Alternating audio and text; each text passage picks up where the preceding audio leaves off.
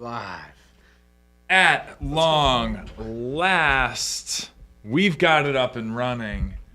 It is a beautiful Throughput Thursday. First and foremost, chat, can you see us? Can you hear us?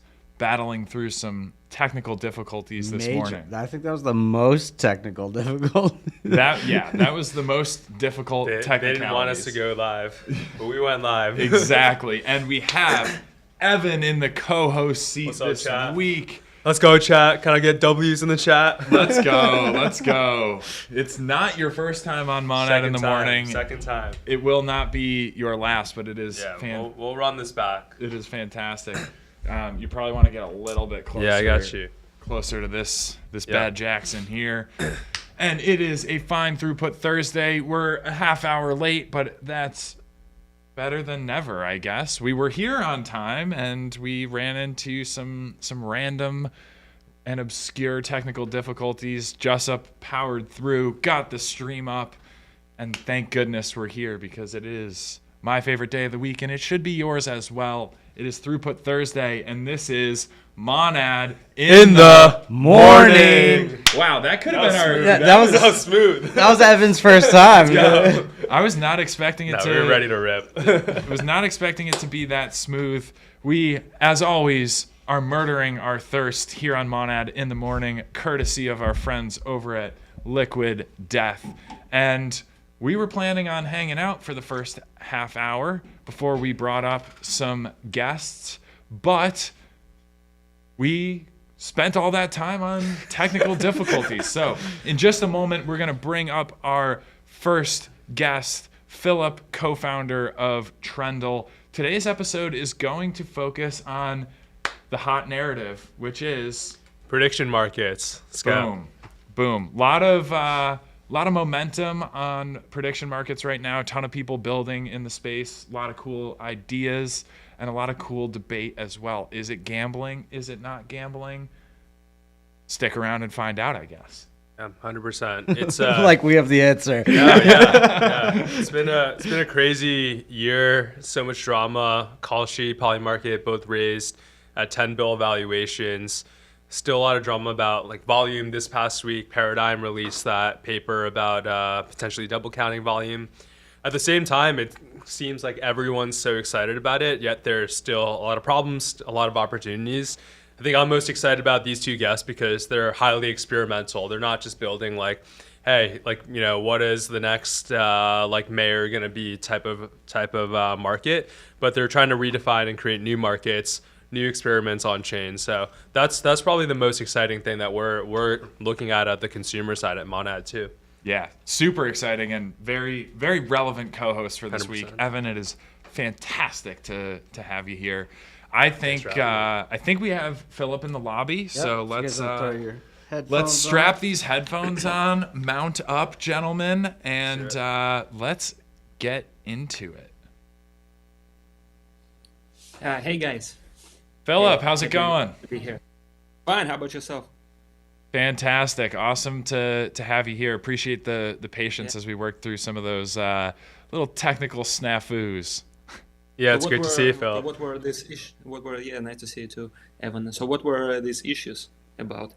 Well, I mean, I guess the TLDR is we've pushed some new like security software on our devices here, and one of those softwares was blocking the stream from going live and causing a network issue, which we took about 25 minutes to discover. Jessup, our GigaBrain producer, figured it out after 15 minutes or so, and we like to say it wouldn't be a Monad in the morning without a light technical difficulty. I would describe this as a major technical difficulty, but that's okay. It's par for the course.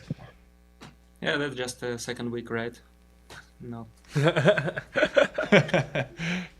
Well, it's awesome to have you on here. Super excited to learn a bit more about Trendle and give the listeners kind of an inside look as well. But probably the best place to start is kind of a quick overview on what you're building. This is our kind of prediction market special episode, so we did kind of leak the general vertical that you're building in, but definitely curious to learn more about the product and the team and everything in between. Sure. To make the long story short, so Trendle is actually it is a perpetual exchange, but the underlying asset is attention index.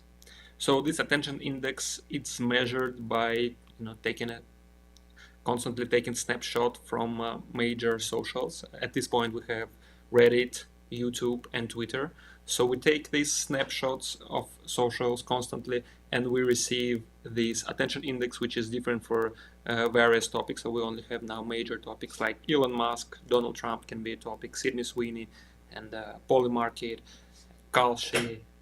Well, you see, it's only major ones. And like, for example, now Elon Musk's attention index, it can be like 70.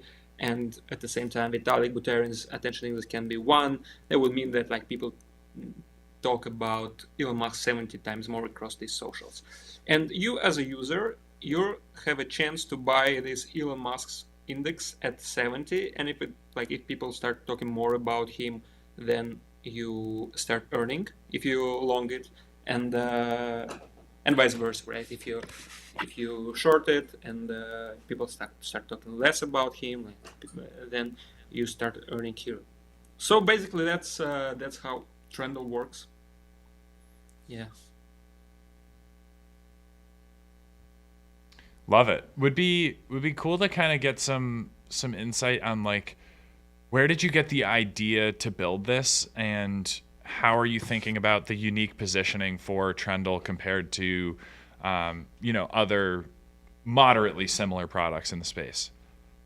Sure. So actually, many things came together. Well, like we started researching like various products in crypto. So Polymarket was a big thing when we started. It happened in April, in the beginning of this year. So Polymarket started getting traction, and at the same time, Kaito appeared, and I was kind of thinking like, how would like what would be a way to actually make predictions on this mindshare? And then I realized that okay, mindshare in the way Kaita provides it, it's kind of like something which is designed to be manipulated. And I started thinking like, how would I overcome this obstacle? And then like together with folks from Azura, we came to this idea of having the attention index, which is going beyond just crypto Twitter, which would take like various socials. And yeah, that's how we, like, after many iterations, we came to this idea of how exactly we would structure the index so it reflects like what people are speaking about. Yeah, and that's something pretty interesting for chat and for users here, which is that I think you guys are probably the only product I know for in this vertical that have built your own oracle for attention. Maybe would love to hear more about like what were the challenges going into that? How do you overcome it? What do you want people to know about the unique attention index that Trendle has built out? Yeah, there were surely many challenges, like how to get data was the first challenge. Which socials should we use was the second. Then kind of like when we stopped with Reddit, YouTube, and Twitter at first, then the next challenge would be like how do we weight different socials, like why would we give more weight to one or another. So we decided to give a bit more to Reddit, and then YouTube, and then Twitter, because Twitter kind of more noisy, and Reddit has more like deep conversations. So that's how we decided to structure it. Yeah, and then the third would be like how do we actually how do we take data from there. And that's where we decided that we will take some big amount of the most popular posts at the time. Well, on average, it will be like 100 posts from each network, and we take the snapshot and we measure the likes, comments, and impressions of these posts, and that's how we like receive this data for each social, and then combining it, we receive the attention index. One of the cool things about, I think, like the kind of mainstream perception of prediction markets is like, sure, for certain people who are like highly informed and may have some edge, like the opportunity to just like go make money on these markets is obviously very real and very compelling for some. But then you also just have like, major news outlets kind of breaking news based off of outcomes on some of these markets. And like, how do you see kind of Trendle fitting into that? Is there a way that like people are going to monitor social growth, or much in the way that like the election outcome was first like obvious on Polymarket? Like, do you see a parallel with Trendle and how that might be used beyond those who are actually participating in the markets? Yeah, I think it can be as a complementary tool. Like when there were elections, people went to poll market. They've been looking for the odds, like to see who is winning, Trump or Kamala, or Biden before Kamala came, right? And with Trendle, they could go from this different angle. They would go to Trendle, and they will look like who is actually more popular among like these socials, and they will compare. Okay, the poly market odds are like 60%, let's say, Vance on the next election, but his opponent has higher mind share, so they would also take this into account when they decide how to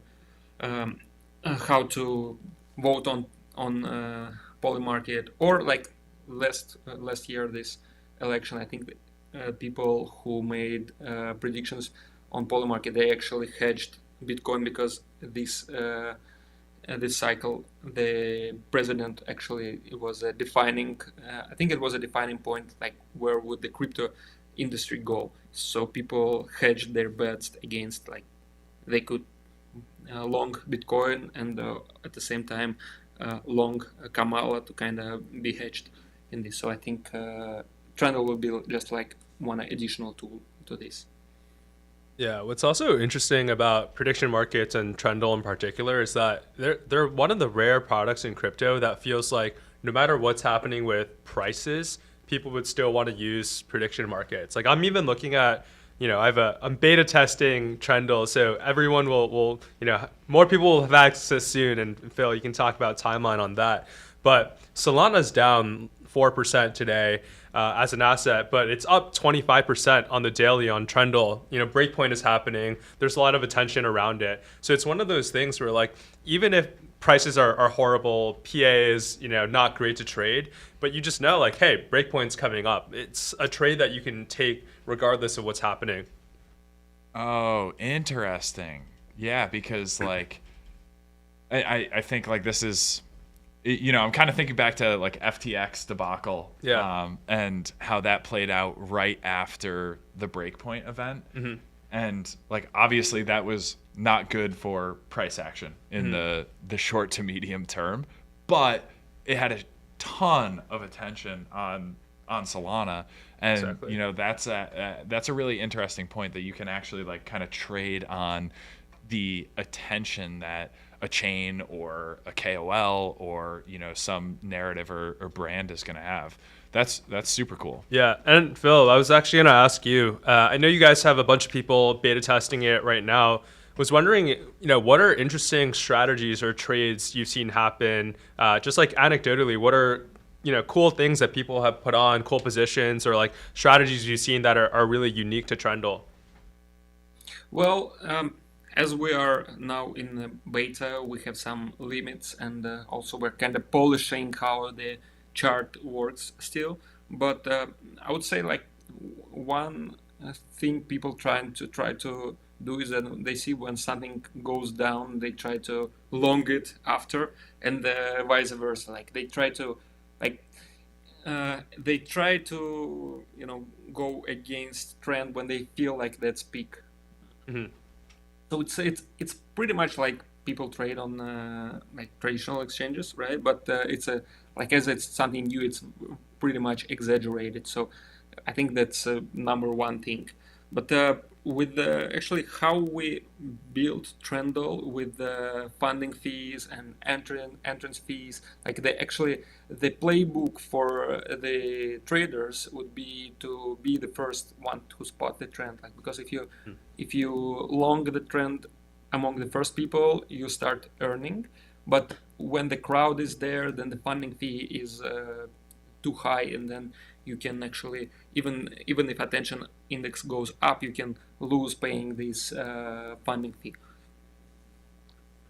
Yeah, it's really cool. It also reminds me, like, I feel like a lot of people in trading products have tried to solve the problem of attention with meme coins, but that's it's super hard because you have like one asset tied to it. And one thing that's been interesting about Trendle is you have more quantitative data to actually trade these assets. Like another trade I was looking at this week was Polymarket and Kalshi had a ton of attention, especially Polymarket with all the drama around the volumes, where like there were like 20% price movements in a day on the Trendle attention index for that. So users easily could come in and place trades to kind of take advantage. And then as you said, if attention starts to die down after that and people are smart to it, they can also be quicker to short it. Yeah, Evan, I think you cut off a bit. I'm not sure if... Can you hear me now? I don't really hear you, but I feel like it sounds like no on your end. Chat. Let's see if the chat can confirm if they can see us, if they can hear us. Hopefully. Chat, can you hear us? They can hear us. Bill, can you hear Danny or me at all? Yeah, I think it's okay. It's coming back. It's getting better. Okay, sweet. Yeah. I guess like chat says we're good. We're good. Awesome. Yeah, I mean, one more question for you from my side, Phil. Would love to just get an idea of what's next. What can users expect? What does timeline and vision and roadmap look like? What are interesting things you want to share with people about the future of Trendle? So sure, like the next big thing for us, of course, is that we're enabling our beta and switching it to the Monad, and I think that would be great because we'll have everything would work better, of course, right, guys? 100%. Then I guess we'll have like 4-6 weeks more of polishing in a closed beta, and then beginning of the next year we finally will open the gates and everybody will be able to trade different attention indexes on our platform with no restrictions, with no invite codes, and like you will finally, like everyone will finally have their try of the product. I think that would be a great step for us. Also, like now the indexes we add, we audit each index ourselves, and we decide who we add, or like maybe sometimes we ask the community, but mostly like we are the final source of truth, like regarding which index to add. And in the second quarter of the next year, like we also plan to introduce creators index, so people will be able to add their own indexes. So I think that would be the next big step after launching the mainnet. And of course we have many different things to add soon, but these are the majors. Beautiful. Curious, is this something that's like going to uniquely exist on Monad, and also how's the experience been building on Monad in the early innings of mainnet? Well, I'm not a tech person, but like speaking with the dev team, they had no complaints. Also, actually, Trendle, like how we build it, we want to have the best consumer app. We want to leave all the crypto stuff under the hood, so like more people who never even had their MetaMask, they would be easily onboarded to Trendle. So we don't really need more chains, so we need just one chain which is fast enough and easy enough to deposit, and we feel like the Monad is this chain, and we don't plan to switch to anything else. Like Monad is everything for us. Awesome. Well, we appreciate you building with us, and I think like the ambition, one of the things that we're most excited about is to see if Trendle can become that kind of like household name that Polymarket is, right? Like one thought I even had as you guys scale your markets is that it's crazy how in the past election races, Polymarket is the source of truth for where polling is at. And I almost feel like Trendle could become the alpha even before Polymarket is. Because like, let's say, it was Trump and Kamala last election cycle.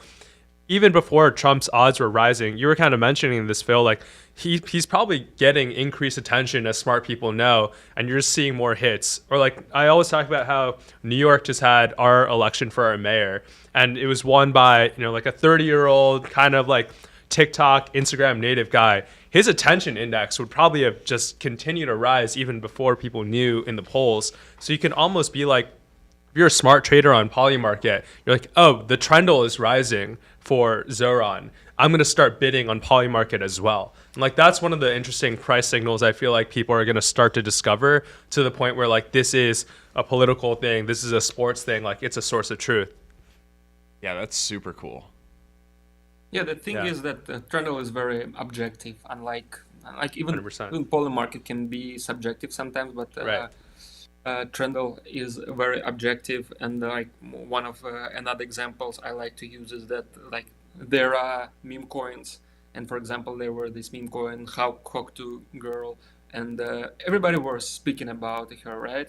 And then she launched her meme coin, and everybody continued speaking about her, and the price went up. But then she just sold all the tokens. Everybody continued to speak about her, but the price went down, and everybody were just very angry at her. So that wouldn't happen at Trendle, because Trendle like measures the real attention, and the price of the index, it reflects the attention. Unlike meme coins where attention matters, but at some point somebody can just sell all the tokens and then the price goes down. So we kind of like even give a better tool for meme coins at some point, right? Super cool. Yeah, for sure. I have to ask the viral question around prediction markets right now. Is it gambling, and does that even matter? What's your thoughts, Phil? My thought, it can be gambling, but sometimes it is not gambling. Like I mentioned before, like where when there were this election, it wasn't gambling. It was a tool to hedge your funds. But sometimes when it's like mentioned markets, will Trump say the word dog during the interview? It's more of like different kind of gambling. But for like, I would say like 50-50, depending like what you're using it for. Yeah, I mean, maybe I'm like super tone deaf, but I don't really understand why that question matters. Like anything, we were kind of talking about this last night, where like anything that you're placing, some sort of wager on where there is risk is like inherently the definition of gambling. There's just, maybe better gambles and worse gambles, but like ultimately, to me, I don't think it really matters. To your point, like this is a tool, there is value here, and just like any market, there's uncertainty, there's risk, like and different people are willing to take like different sides of a market, and like who cares, right? Like, am I crazy? If we take it from this angle, like everything is a gamble. Like if you're reading a book, it's a gamble on like whether you could, like you have an opportunity cost reading a book, or you're going to the gym, or you're starting one job or another one. It's everything is a gamble, and the prediction markets is a bit more financialized, but like as gambling as everything else is. Totally. And I feel like right now a lot of the debate in crypto is, did all we built was this giant casino? At the same time, even if you look at traditional finance markets, you could apply that exact same logic, right? Like TradFi, Wall Street, it's all the same thing. It's all like financialization. And I think one of the more interesting things with crypto is we're enabling net new people to trade net new assets. I think what's most exciting about Trendle is that these markets don't exist anywhere else, and it's like a unique asset class that hopefully gives people more information and another tool in their toolbox, right? If they want to hedge, if they want to place very unique bets. I think what I'm pretty interested by is like I feel like a lot of people who will have unique edge in trading Trendle are like the Gen Z digitally native generation who can kind of like sense that something's happening, right? Like you see a tweet happening and you're like, oh yeah, that tweet is gonna 10x. Like people are gonna start talking about this. And those people with edge are maybe like the early winners of this. So I'm very excited for this to be in the hands of like general, broad, young consumers and get them into crypto for the first time.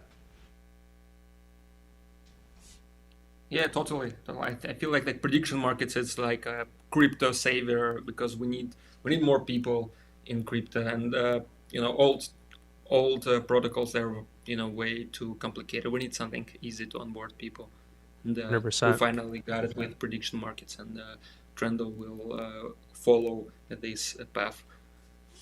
Yep. Definitely. Well, super excited about Trendle. Philip, really appreciate you joining us today on Monad in the Morning, despite some pretty major technical difficulties at the beginning. So appreciate you bearing with us. Also appreciate the listeners who waited a half hour for us and are joining today. So Philip, thanks very much for coming on the show, and we'll have to bring you back soon. We've got big things ahead, and early 2026 is going to be awesome. Looking forward. Thanks so much, Philip, and excited for people to check it out soon. I guess maybe one last question is how can people get involved? I know you're going to have announcements coming up soon. What can people do to follow on with Trendle and start using the product soon? Yeah, well, you should follow our Twitter. On Twitter, sometimes we give some codes, and also we're gonna open a community soon. So you should just stay. I don't like this phrase, but you should stay tuned, and and you will not miss a thing. I do like the phrase "stay tuned" because it keeps you right here on Monad in the Morning, which is right where we want you, and we're having fun as well. Philip, thanks again for coming on. Thanks Lots so of much. exciting things ahead for Trendle. It was nice talking to you. Very nice for sure. We have another guest coming up in just a moment here, but before we get to hyperstitions, we are spinning the wheel today for the chat. We're spinning for those who are clipping the Monad in the Morning stream. So do not fear. A quick note, it does take us some time to send out all the MON winnings. So if you were a winner last week and you are expecting your prize, appreciate the patience. We will get to you. We do have everything noted, and same for this week. It sometimes takes a little bit. Before we bring up our next guest, I want to do a spin for Let's go. Sovan, who was clipping like an absolute maniac from last week's episode. So shout out Sovan. And also, except for Sovan is not here. Well, we can him yet. we can still do a spin for Sovan, and I'm sure he'll clip it after the fact. If you want to be eligible for another spin, you can comment on the Pipeline's tweet, which has this live stream in it, and I will pick, or not just I, Evan Jessup and I will pick the highest IQ comment and the lowest IQ comment as well. Each will get a spin today on the wheel, but this one is going to be for Sovan, and then we're going to get to hyperstitions. I haven't actually seen Sovan in the chats in a while, and that's a good thing. Not great for us, but it's good for him because... Oh, he is. What? Sovan, What's up, Sovan? I was about to say that he said he was going to start getting a better sleep schedule, but he's at the gym. That'll work. There you go, Sovan. Staying healthy. This spin's gonna be for you, sir. Jessup, want to hit the close up? So it's there. Oh, I'm looking at a delayed stream like a boomer. All right, here we go. This one's for Sovan. 6-7. 6-7, and you know how the wheel works. We've got the small wheel with very small prizes, but these purple sections give you a spin on the big wheel with big prizes. So most of the spins are going to be, just a little dust, a little Christmas dust in your wallet. But some of them, do we have a camera on the big wheel today? Yeah. Oh yeah, there's Look at those. some big numbers on there. Some big numbers But for sure. I think just for Sovan's clip, we should all do the 6-7 thing. Right? 6-7. We're such boomers. Oh my goodness gracious. Just for you to clip, Sovan. Alrighty, let's go. I think we have Aaron in the lobby from Hyperstitions. This is our kind of prediction market special episode. So without further ado, let's bring up Aaron and let's talk about Hyperstitions because, well, there's a lot to chat through. Recent launch. They're on Monad mainnet. Super cool product, super cool UI, and excited to dive into that for sure. And grateful to have you here, Evan, as well. I think you've talked to them quite a bit, right? 100%. Yeah. Aaron's one of the most exciting builders, experimenting, hacking away, shipping extremely quickly. Yeah, super stoked to have him on and awesome to see what he's built. Yeah, for sure. And here we go. Aaron, thanks for joining us. Hey, guys. How's it going? Yeah, doing great. How about you?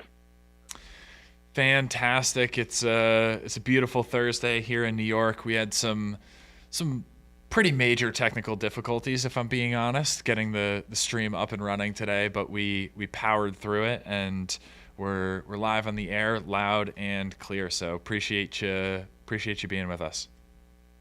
Yeah, no, that's great. By the way, I love the plushies behind you. Very cool. We'll have to get one to you at some point soon, man. Yeah, 100%.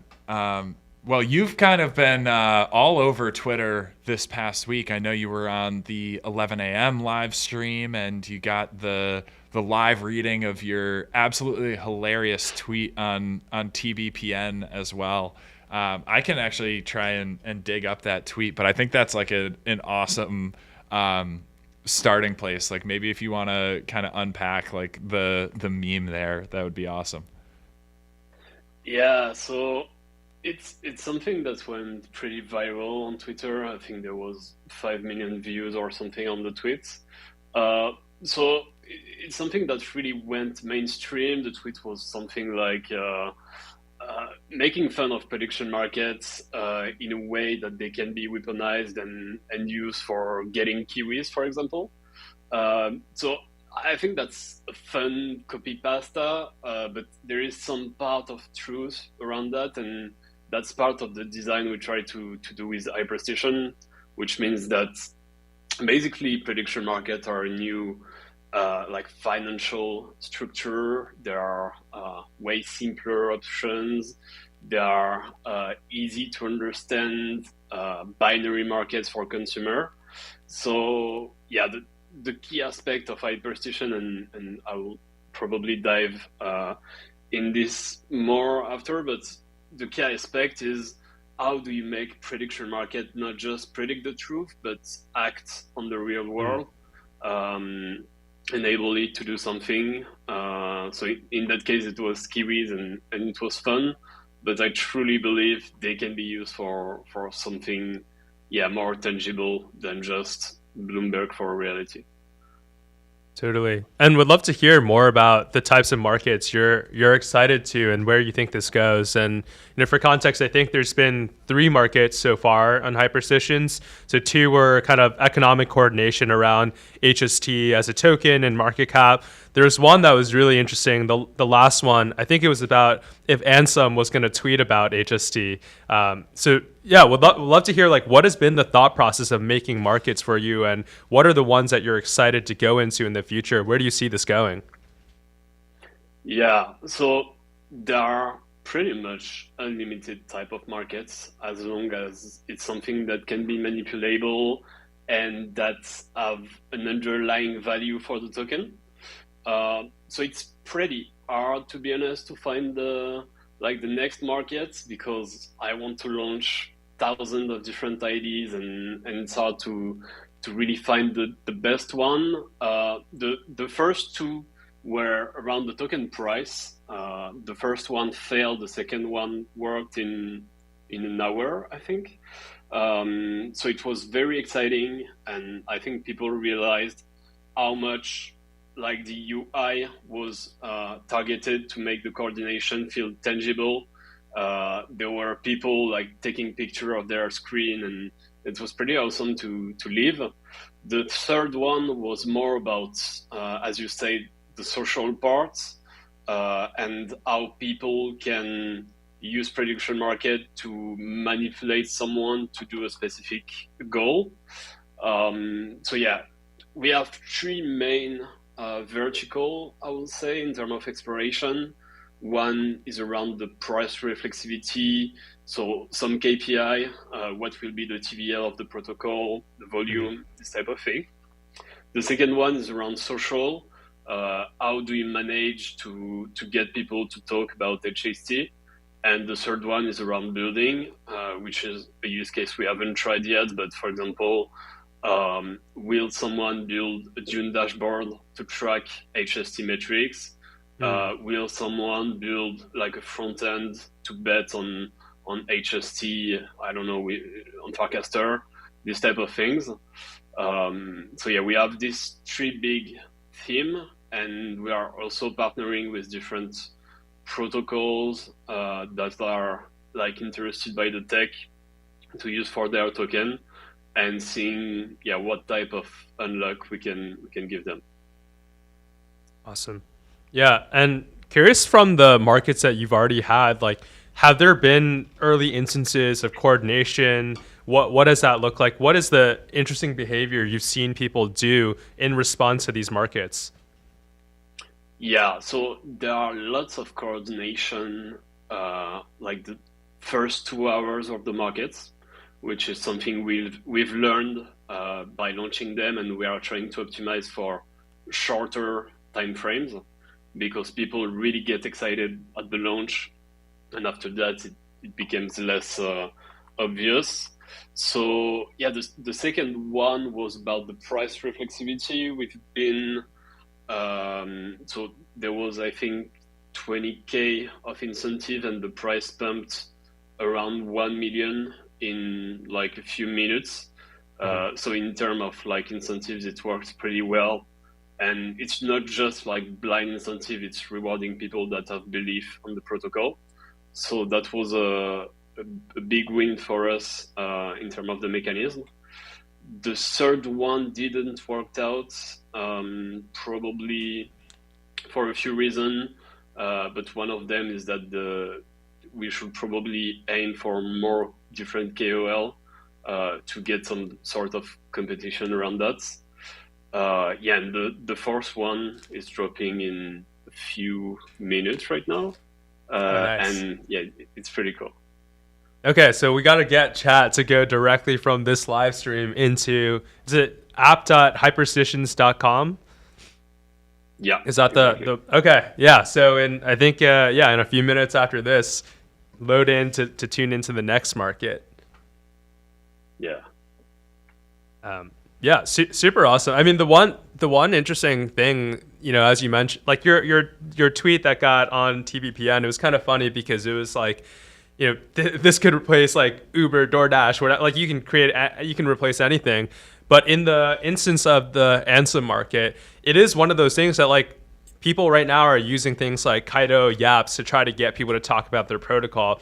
But just by creating this market, you're getting organic people going on and trying to get attention on Twitter, so ANSOM or other KOLs can actually tweet about it, for example. So it is kind of happening already. Like you can think about so many crypto protocols that this is already going towards.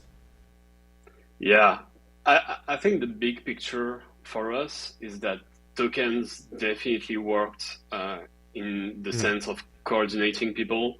They are wonderful instruments to get people toward a specific goal and incentivize them to be on the community. But the issue with token is that they don't have like an end. They don't have a date where they disappear, and they are not really targeted toward a specific purpose. We view ourselves as a coordination layer on top of tokens. So for example, we can definitely see some meme coins launching instead of just giving 100% at TG to everyone, just give 80%. You keep 20% to do some targeted like activation, either on social or around the token metrics, to make the token spread everywhere. For example, you can create a market where there could be, I don't know, a TikTok video with more than 1 million views on a specific IP, for example. So yeah, it's something where we want to be the coordination layer on top of the token to enable people to do whatever they want using prediction market as the base layer, because everyone understands it and it's pretty straightforward. It's amazing. I did. In the meantime, I did find the tweet. I don't know if you can pull it up on screen, Jessup, but it's so funny. It's worth screen sharing. It's just so funny. We have to get the live reading, and maybe someone will clip it and overlay if we can't get the screen share up. But it goes, prediction markets will replace buying stuff. I want someone to bring kiwis to my house. I make a prediction market about whether someone will deliver 4 kiwis to my doorstep and load $15 into no. A guy with an e-bike sees it and picks up some kiwis. Before dropping them off on my doorstep, he bets yes. He drops them off. The market resolves to yes, and he gets $15. Rest in peace, Amazon, DoorDash, Uber Eats, etc. It's just hilarious. Do you think like obviously this is like kind of a joke and kind of satire, but do you think there's like a real world case where this starts to happen as more and more like prediction market products are released, or is this just like pure memeing? Probably not for kiwis, and it probably won't kill DoorDash and Uber, but I see a market where people start to do some type of prediction market on themselves, or I think it can go very viral with some sort of peer-to-peer betting, or people betting on like some 4 or 5 people groups. For the kiwi use case, the interesting thing is that there are probably better way to structure our current economy than just like taking fees on everything. Maybe there is something more market-wide approach where you can just specify your goal, your target, and you let anyone in the world try to proceed. I think some of the replies were around like, congrats, you just reinvented Fiverr, or this type of like marketplace, and I think there is a part of it that's true, but yeah, it's more open, and the interesting thing is not this specific use case, but the fact that you can like put thousands of different use cases and it will work with the same structure pretty much all the time. Yeah, and I think that begs the question on your side. How do you see the platform scaling? So it seems like right now you're, every few days there's going to be a market that you're creating, and obviously it's super experimental, seeing what people actually care about. How do you see that growing? Do you think that there's going to be, permissionless market creation, multiple people creating markets at once? What are the end goals for that? Yeah, there will be like multiple markets at a time. So we will onboard some partners. Right now, our focus is really understanding the best use case, giving people some sort of design space of how they can structure their hyperstation market and what's the best practice, etc. The second step will be to have like pretty much all the time a market running, but with different partners with us on different objectives. And yeah, at the end of the day, we will enable anyone to use the platform. So they create their own hyperstation market based on their goal, objective, and they can just use it to to like let people bet and coordinate around these specific events. 100%. And I'm sure people are curious then, how does, HST is the token that you guys have released. That's kind of like the platform protocol token. As you guys scale, what are the plans for that token to be involved? How does that relate to everything you're doing? Yeah, so I can't commit really to like fees or buyback and burn or this type of specific monetization mechanism. I'll say that like we are trying to build an economy around this key concept of hyperstition market, hyperstition cycles. You will see in the next market that I mean it in terms of like the mechanism and different way we can pair token with HST, for example. So yeah, I can't really commit, but in terms of like the market dynamics, if that works, it's like a new layer on top of tokens, so it will be pretty interesting, and it can scale to pretty much any token that have a treasury or living tokens where people want to incentivize stuff.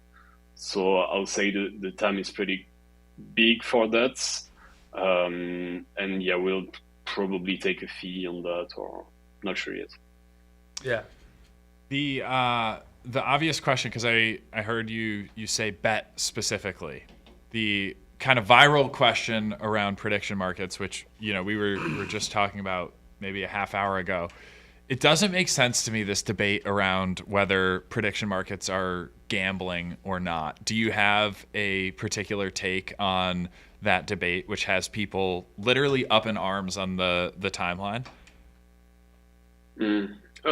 Why did you say for you it doesn't make sense? Because I don't think it matters. We were kind of talking about how like any market that exists, like people are taking risk, people are taking different sides on that market, and if you want to call that gambling, then you can call that gambling. It fits the definition in a sense. And obviously, there's different types of gambles and different types of markets, but we were basically saying like every market is gambling in some way, shape, or form. So I don't see necessarily like why, like what's the point of this debate? Yeah, interesting. I think the gambling thing applies to like the whole society, and it's pretty weird to pinpoint a new emerging market saying it's bad when you have like the Mag 7 being worth I don't know how many trillions. I saw, I didn't fact check, so maybe it's false news, but I saw this stat saying that some of the biggest company right now were like 500K or something market cap in the 80s. And it's funny how, the whole world, in a sense, is becoming more financialized, more around markets. I think that's pretty weird to really pinpoint that and not the global stock economy or even all the algorithmic gambling you can do with TikTok and stuff like that. So yeah, I don't really get that. One thing I'm not sure about the specific.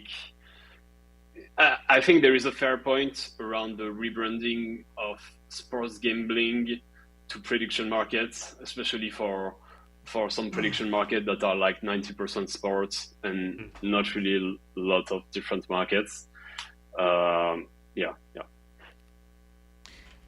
think that's a fair take overall. And like there's a spectrum, right? Like you can go to a casino and, hammer the slot machine, and that's like obviously gambling. I think everyone would agree on that. And you don't have great odds of being successful, and there's no real like skill-based element at all. But then when you kind of look at how people approach prediction markets, like, and stock market, crypto market, like a lot of other assets that are being traded. Like, sure, you can say this is gambling, but at the same time, it's a much more like informed version of gambling, which is just always going to exist at the end of the day. Like they have, 6,000, or don't quote me on that, but like many thousand-year-old dice that they've found from like ancient Greece and Rome, and like this is just kind of like how it is in a sense. So why not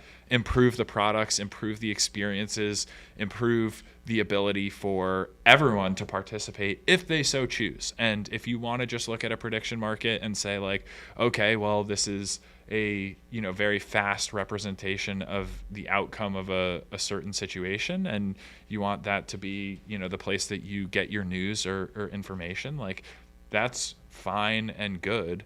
And probably better than relying on a news outlet to confirm that info.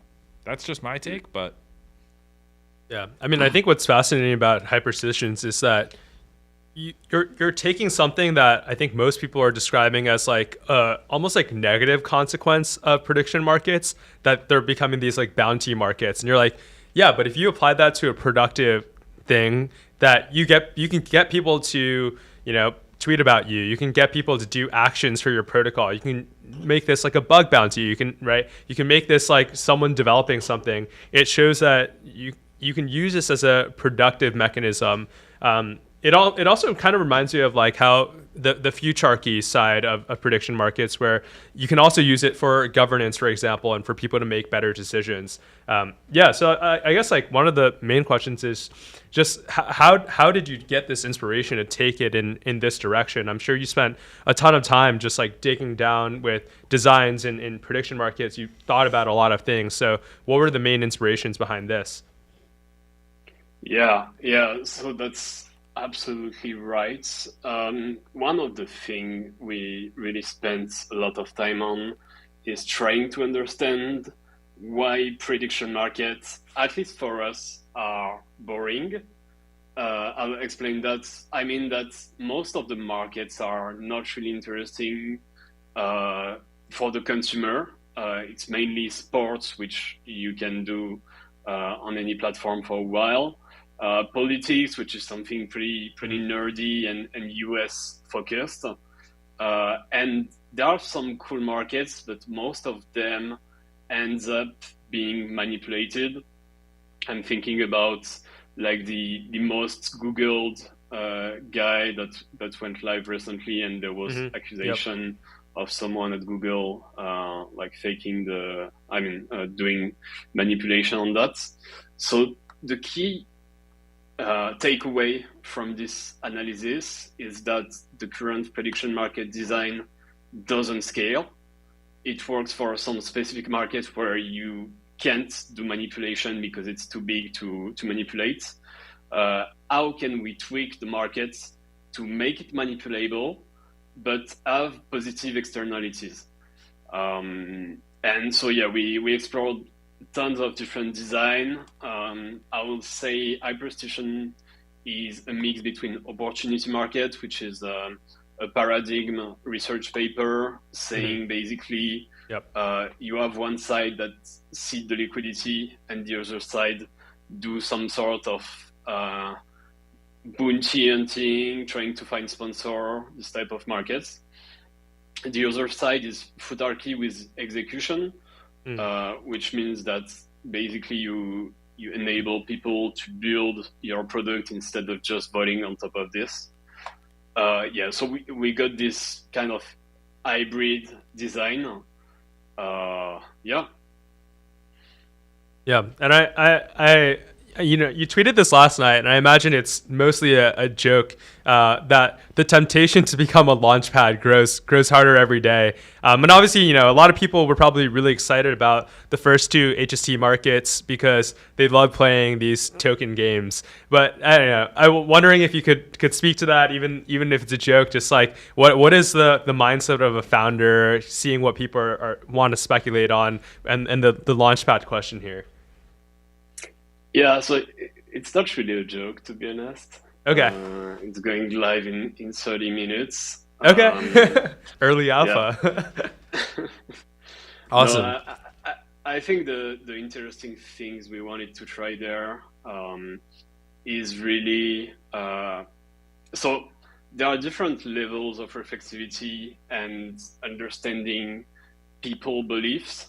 For example, our first market was around the token price, and we found out that it wasn't really optimal because like people were just betting using a token on the token price with a share that is correlated to the token. It wasn't really optimal, and there wasn't really a lot of strategies. But this next one is betting on token created using HST. So it's more subtle and interesting in terms of dynamics, and it's also something we wanted to explore, having some sort of coordination leaders. For example, being able to pick a team and being able to just build your own coordination and win like based on what team you supported. So that's an early version of what we are trying to do there. And I think tokens are like the best instrument to do that in crypto. Love it. Love it. Well, I know we're coming up on time here, and really appreciate you joining us today, Aaron. Where can the community find you? How can people get involved? I know you mentioned we've got some stuff dropping in about a half hour, so yeah, feel free to give the listeners a little TLDR. Where can they find you? How can they get involved? Yeah, so the website is hyperstitions.com. The Twitter is just below my head. Yeah, and the fourth market drops in 30 minutes. It will be on app.hyperstation.com. Awesome.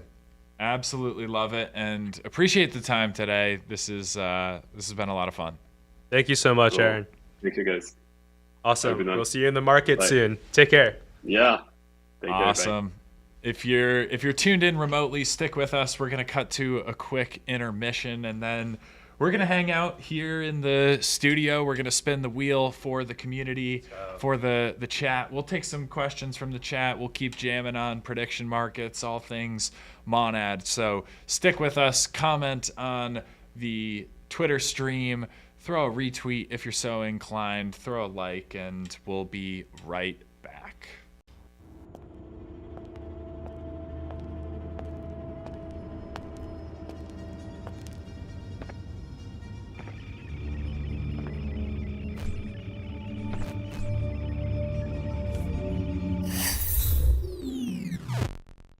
We are so back.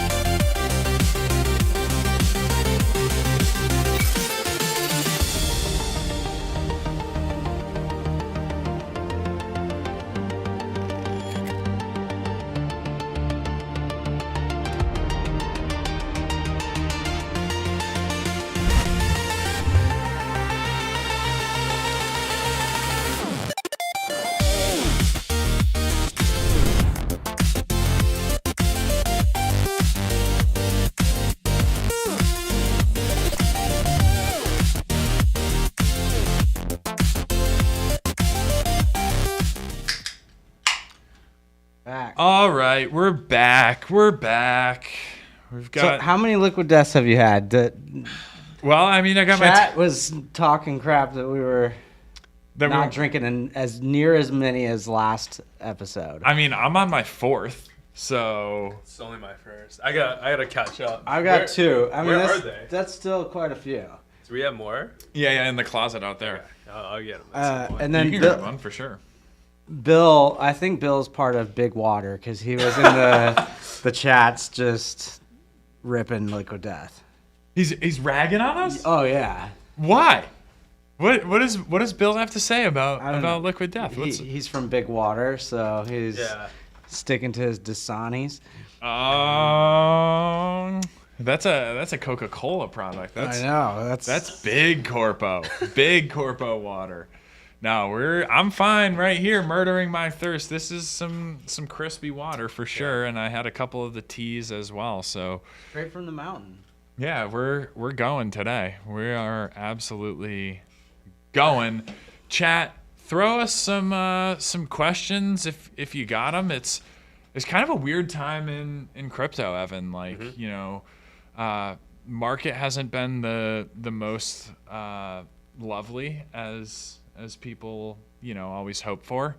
Kind of some pessimistic sentiment, a lot of uncertainty out there, but I don't know, how are you feeling about like current state of crypto? Yeah, I mean, to be honest, I feel like it's nothing new in terms of what people are saying. I do think there's almost like a spiritual capitulation right now where a lot of people are just like, what have we built? A lot of people that believed in certain narratives just kind of got punched in the face over and over again for the past couple of years. But that being said, that happens every single cycle where there's overinflated expectations on certain things, but then at the same time as an industry we've come a super long way.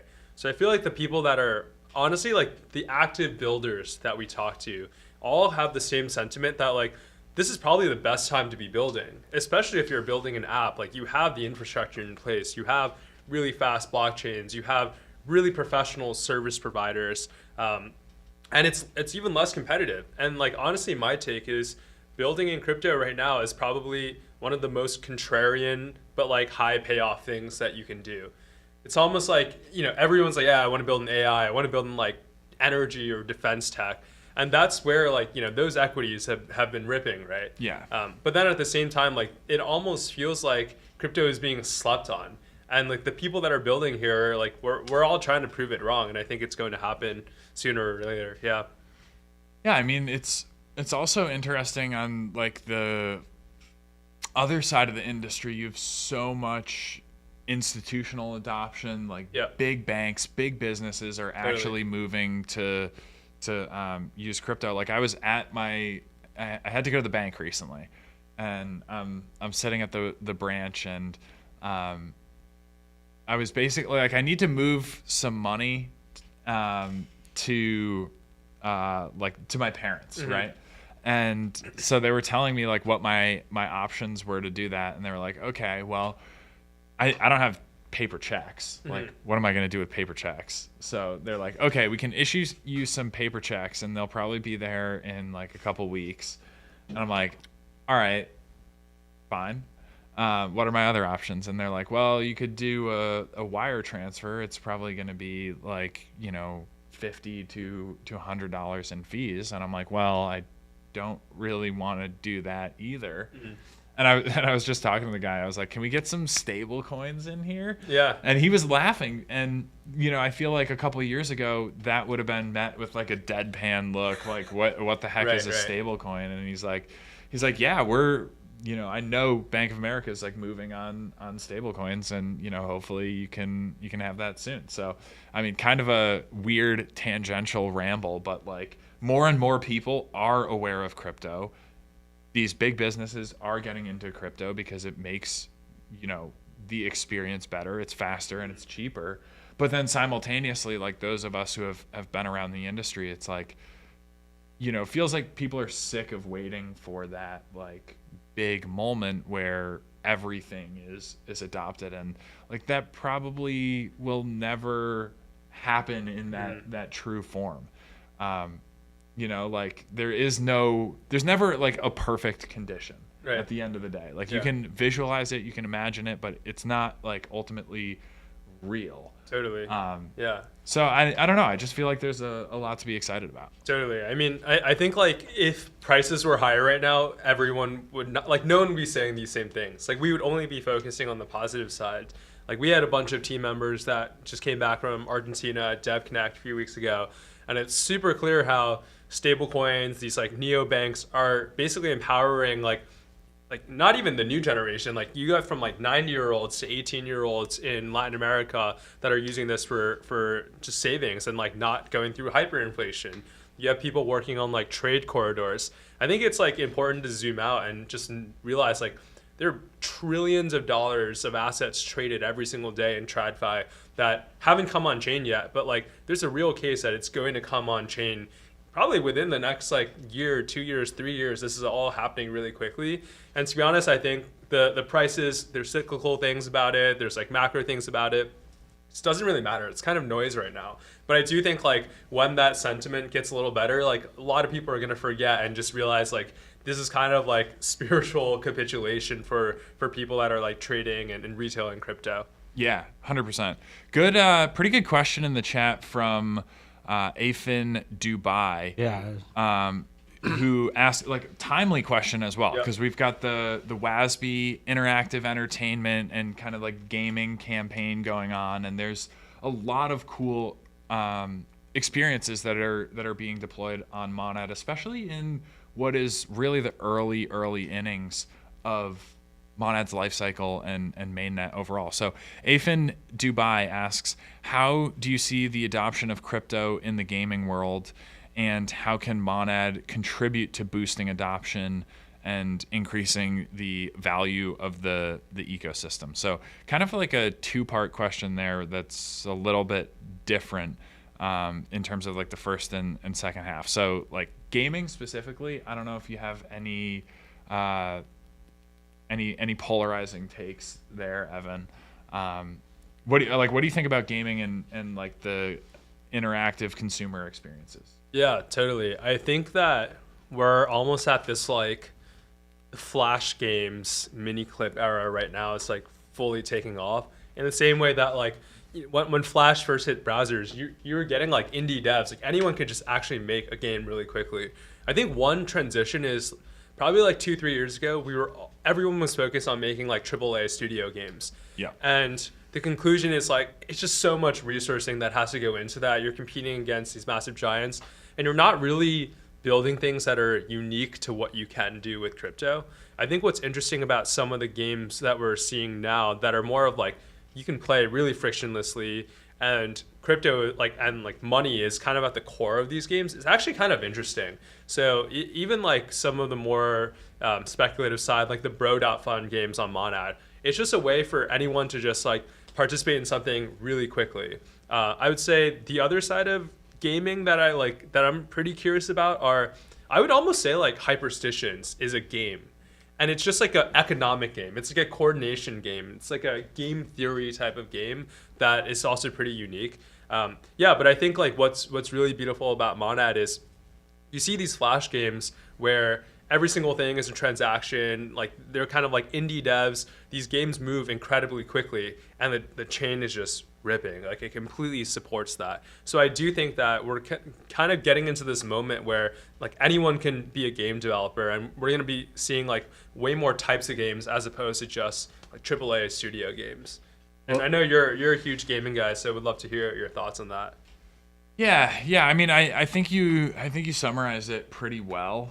I also, on the AAA side, I think there's a point where it just kind of becomes inevitably baked into some of these games that larger studios are working on. But in order for that to happen, I think it just needs, like, crypto needs more mainstream adoption and accessibility across the board. And if it feels like something that adds more friction or increases the time to fun or takes a game that is about an immersive fun experience and then transitions that into like, well, you need 50 grand to play this game, like, you know, now it's all like speculative and it's all about the economy. Like, for the most part, people are playing games for escapism and to like go just do something fun that they can't do in the real world.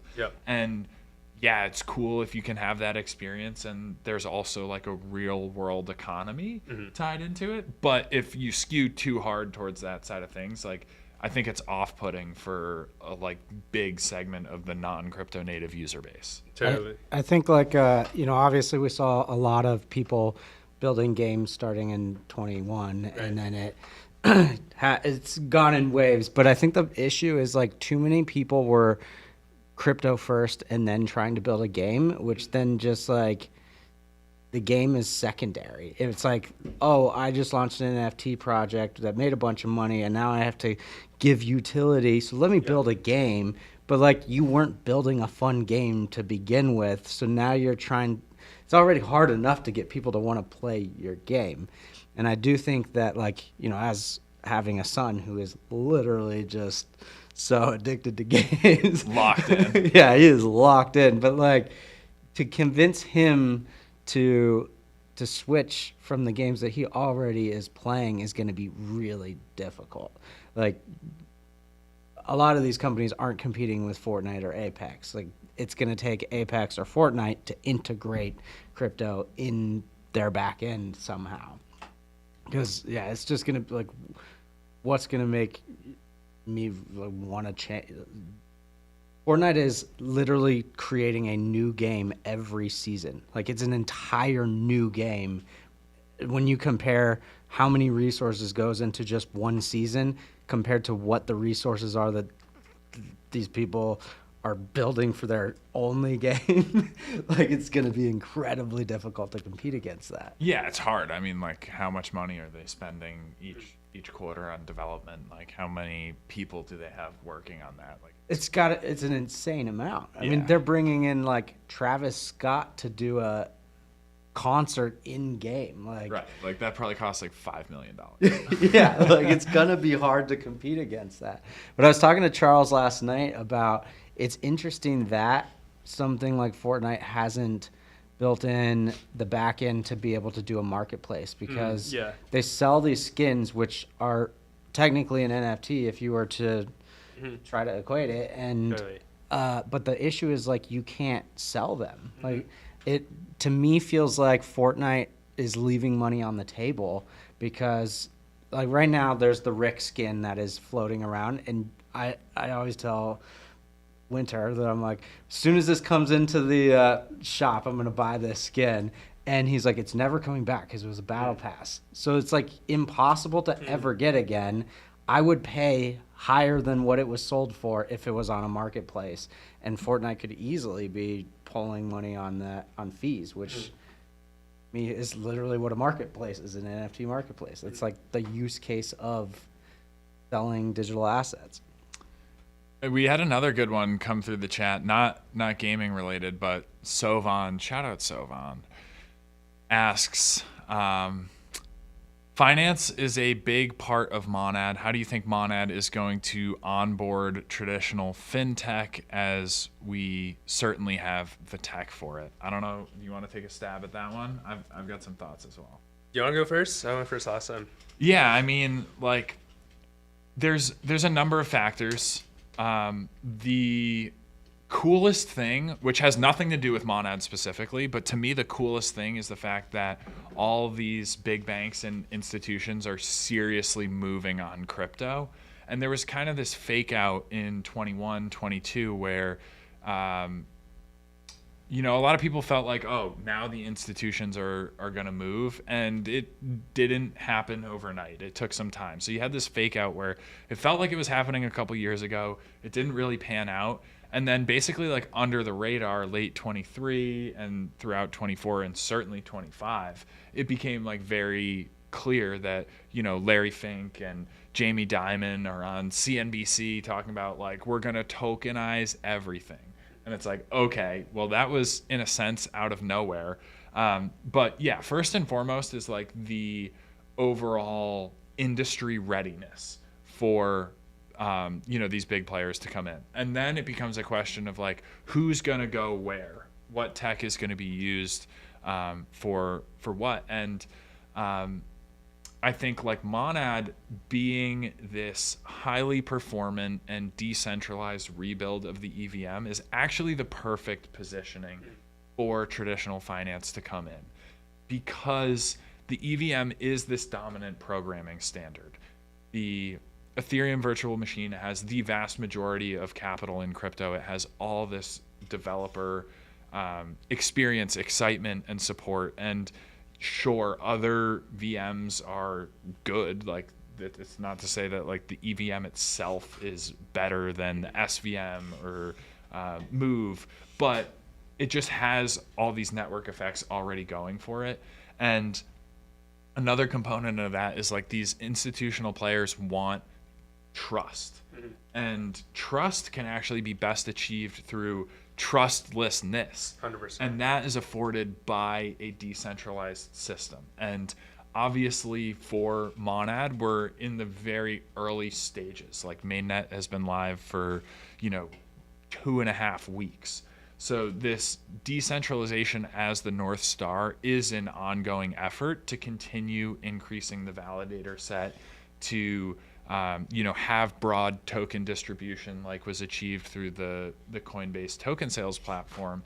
And so there's this ongoing commitment and effort to further the decentralization and trustlessness of the Monad protocol, so that you don't need to trust any singular player or entity, but you're rather just trusting this open source technology. And then the last component is like, okay, Monad is regarded as a very serious project overall. And here on Monad in the Morning, we love to have fun. We love to chop it up, and that's all well and good. But, there is a very serious effort ongoing. And it may kind of be behind the scenes for a lot of people, but there is this very serious effort ongoing with Joe Anita coming on to head up institutional growth, and the Portal acquisition earlier this year. And some of the core contributors from the Portal team, Raj namely, coming over and heading up stablecoins and payments here at the Monad Foundation. So like you combine all these things and you have like, okay, Monad stands alone as this highly performant and decentralized EVM layer 1. EVM is just, kind of a leg up for adoption. It does have, its reputation and network effects going for it. And then you have, obviously the concerted effort from the foundation side to, get this in front of the right people and help them understand the value proposition of this technology. So, yeah, kind of long-winded, but I'm very excited about that side. I think you crushed it. I was gonna say very similar things. It's funny. I was talking to Raj about a very similar question yesterday. Hopefully most of you guys know, but Raj 10 years ago was basically the first guy at Visa to lead their crypto program. Yeah. And he talks about how maybe like 3 to 5 years back, they did a stablecoin program at Visa, and they were running it on ETH mainnet. Yeah. Which obviously, for many reasons, was probably just a horrible experience for them. But it was also something you probably had to do it on ETH mainnet because you want the decentralization and you want the economic security of the network. But now if you think about like Monad going into RFPs with these like fintech programs or banks, your options really are you have ETH mainnet for the security of it. You can go the L2 route, and there's a ton of commoditized players using the same infrastructure stack, or going with some of the more higher performance players that are running an extremely centralized sequencer, very hard to like even get clarity on what's happening there, as opposed to coming to Monad and saying you can spend $1,500 right now, run your own validator, have your own endpoint, and see everything that's going on in the network.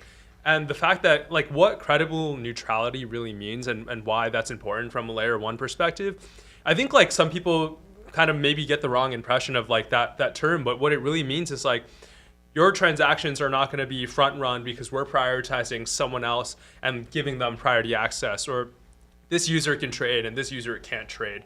So I think as an institution coming in, having extreme clarity and having like complete control over what you want to do actually is really important.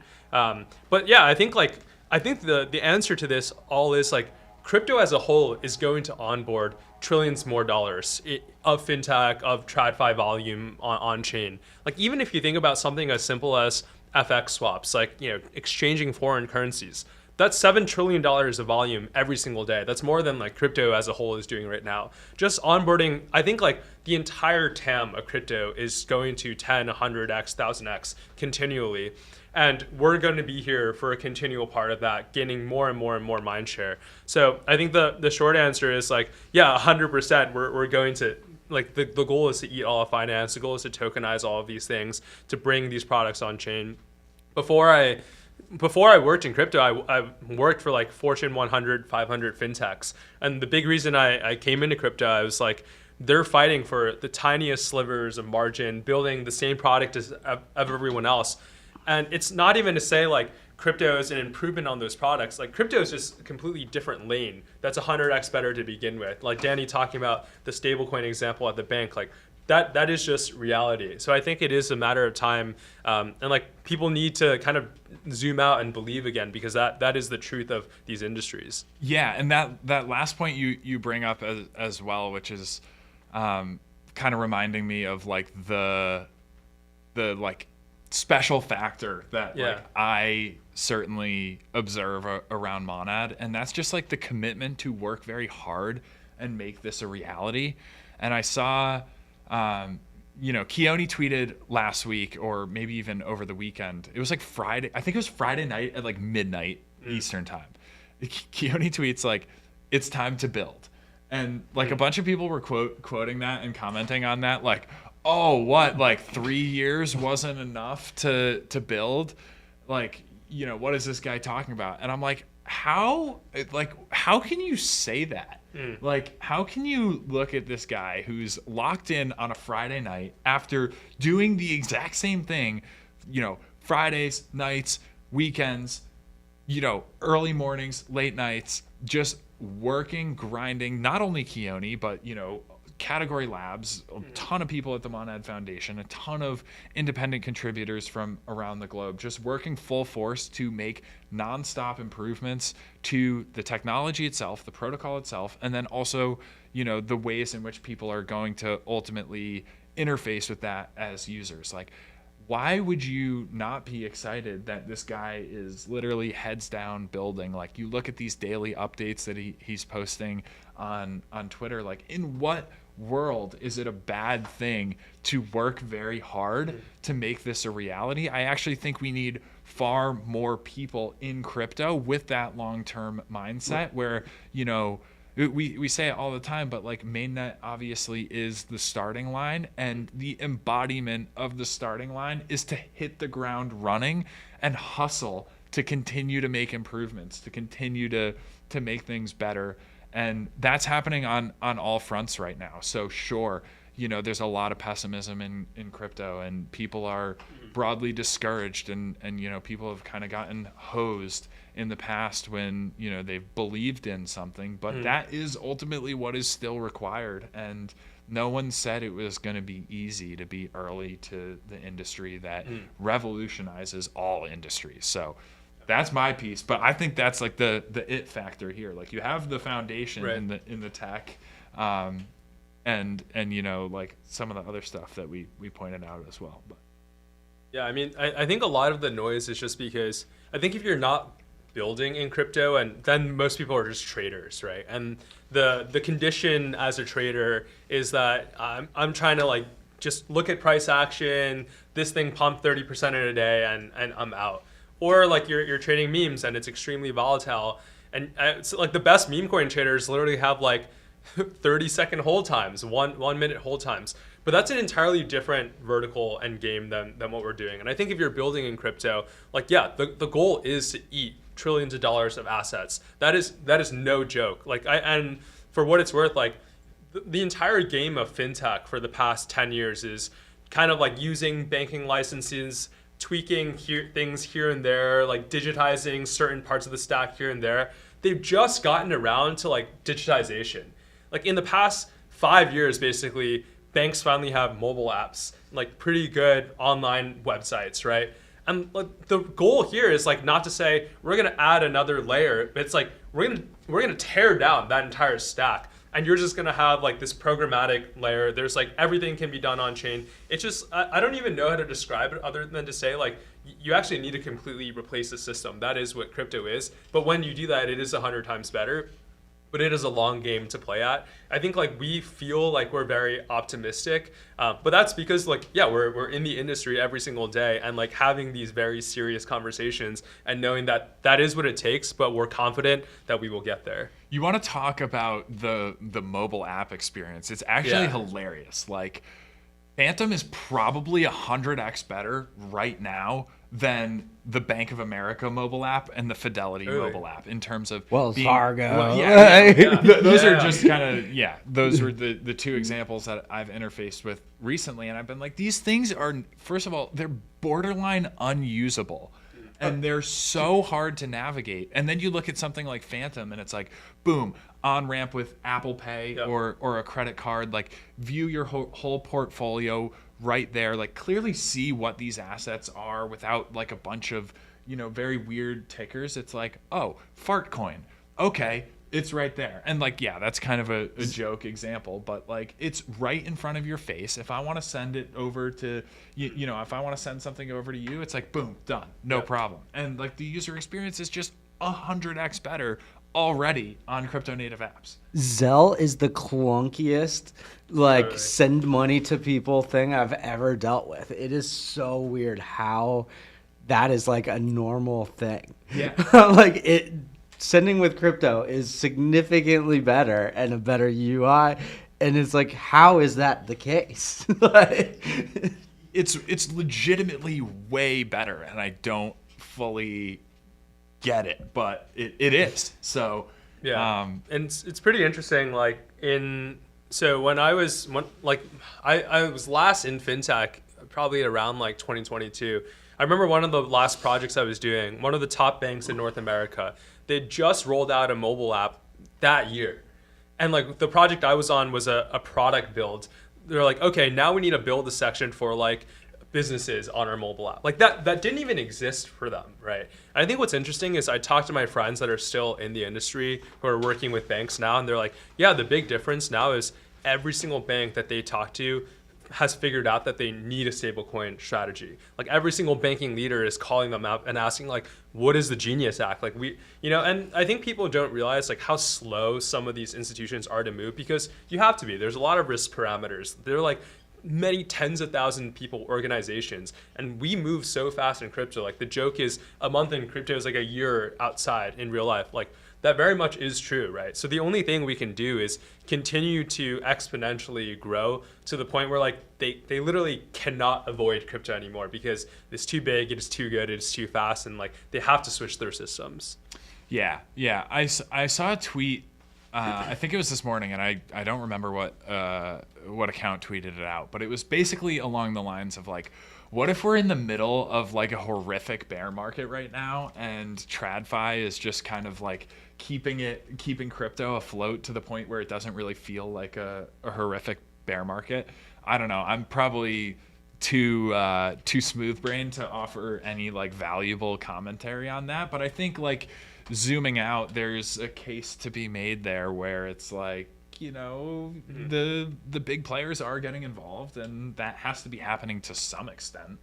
Yeah, I mean, I think what's different about this cycle in general is like the 4-year cycles are really different now that Bitcoin's just a macro asset. You have ETFs, and I think that's part of what you're talking about. Like the flows that are coming in are different, right? Like now crypto is approved in retirement accounts. Like you're getting people that are going to be buying it in 401ks and Roth IRAs, and like that money's just going to sit there and not really sell off as much. So I do think like the way that these assets trade and move are going to be definitely very different than what we've seen. I think part of like the pessimism is crypto doesn't feel like this early retail trade anymore. But again, like I also think that every single time we feel that way, then a new innovation comes out, right? Like I do still think too, it's a matter of time before like something big in AI comes on and it comes on chain, whether it's like decentralized intelligence, whether it's just like research teams that are coordinating via crypto rails. Like there are plenty of things that I think will kind of be like, oh, this is a new asset class. This is a new market. Like think about the rise of prediction markets in this past year. Like Kalshi is a $10 billion company. And I do think like that is what will get retail back in next. It's because we're just going to keep innovating, and then that new thing will come up. And that's kind of the power of speculation to begin with. Indubitably, it's happening. It's all happening. I think we got to spin this wheel. Well, yeah. First of all, so Breakpoint is happening right now. Oh yeah, And I have a photo to share. Oh boy. Our boy Vikru is out there With Jakey. with let's Jakey. go. Dude, Vikru is the It's an man. incredible photo. Vikru has infiltrated Breakpoint. He's got the purple Solana hoodie. I He's love dressed it. up as a Chog. He's got the Melandac, and he's right there with the man, the myth, the legend, Soul Jakey out in Dubai. I left a comment and I was like, "It's so nice of you to support your small creators like Soul Jakey."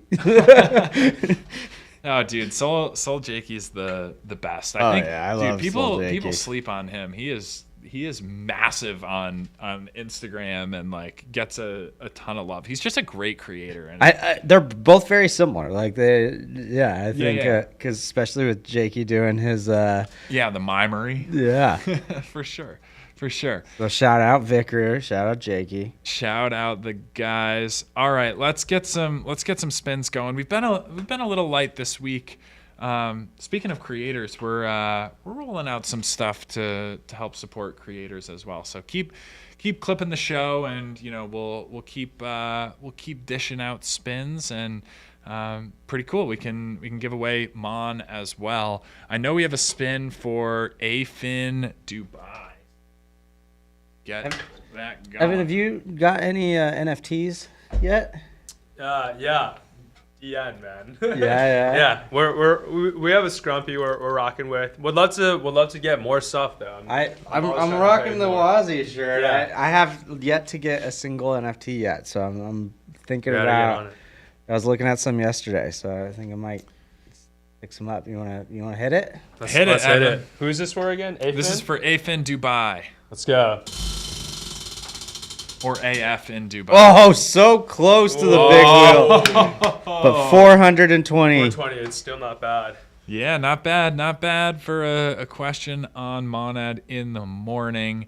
And yes, if you are winning a prize this week, we'll get you sorted as soon as possible. If you're chatting in from Twitch, make sure your X name is in your Twitch bio, and please, we do appreciate the patience as it takes us some time to process and actually send out the MON from the wheel. So we still haven't sent out from last week, though we have tracked everyone, so appreciate the patience there. We always get to it as soon as we possibly can, but there's always some moving pieces behind the scenes. Also had a good question from Sovan as well. So let's Gets his second spin. let's spin it up for Sovan. We'll see if he gets a little luckier. Here we He go. did on his first spin, but the wheel does not lie. Give me the purple. 143. 143 chain ID. Let's go. Bingo. All right, not bad. Let's see. I did say we would spin for the highest and lowest IQ comment on the Pipeline's tweet. We're admittedly looking a little bit sparse on here. Warsong says he's late, so there's That's that. a low IQ Yeah, one. that could be the low IQ. We've got some Gamon ads. We've got some slop. We've got a wallet address or two.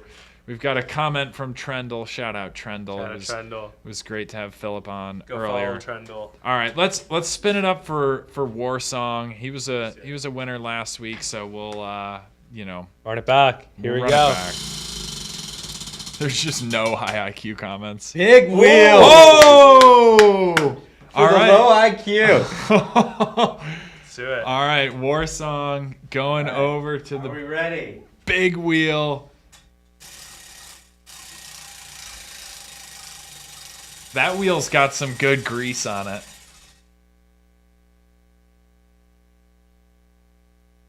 Oh, 6767. 6767. Oh, very close to the 0.67. Look at how close that is. See, Warsong is going home with 6767 MON. That's not bad for hanging out on the pipeline stream. It's fitting for the IQ. Yup. Well, appreciate you, Warsong. Appreciate everyone who's commented, clipped, and hung out with us today. Had some good questions that we didn't get to. Random question in here.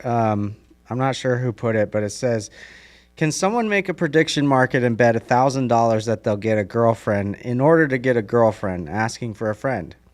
So how would this work? You basically open up a This is a line. mail order bride without being a mail order bride. So it's like pretty much. You seed the market with no. A girl comes in and bets yes, and then starts dating you. Yeah. And profits.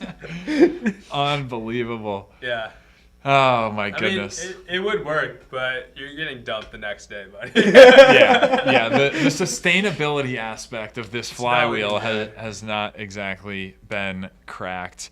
Well, this has been awesome. Appreciate everyone sticking with us despite some technical difficulties. Also appreciate Evan coming through. My pleasure. In the co-host seat. We'll have to run that back soon. Stay hydrated. Stay hydrated. Shout out Liquid Death. Murder your thirst.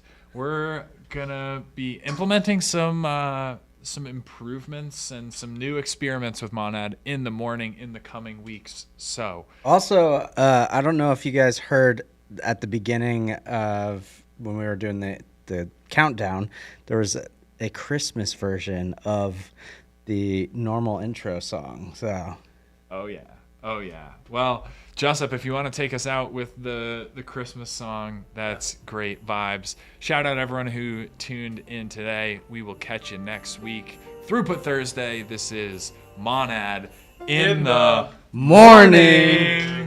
Let's go. See you later, chat.